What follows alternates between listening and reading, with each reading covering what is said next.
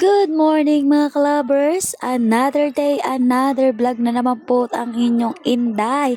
At ngayong araw nga po ang time pamamigay ng mga Christmas pack sa ating mga beneficiary. At ito po ay hindi ina-expect ng mga magulang na ganito karami ang kanilang matatanggap. Dahil naman po, kada taon talaga meron silang natatanggap na Christmas pack. Pero hindi nila ini-expect kung ito ba ay marami or kakaunti.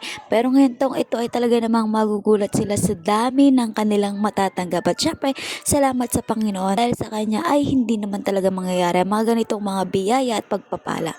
Kaya naman tuwang-tuwa ang mga magulang, ang mga bata sa kanilang muling natanggap. Talaga namang paldo.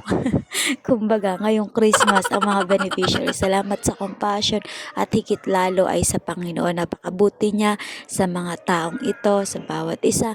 Kaya naman patuloy tayong maglingkod at magtapat sa Kanya sapagkat hindi niya tayo pababayaan at hindi niya tayo iiwan kailanman. Yung pagpapala ng Lord ay palagi lamang nandiriyan. Kaya salamat po sa lahat. Salamat po lalo higit ay sa Panginoon. Hanggang doon lamang po. Tingnan naman natin, makikita natin kung gaano kadami ang kanilang matatanggap ngayong araw na ito.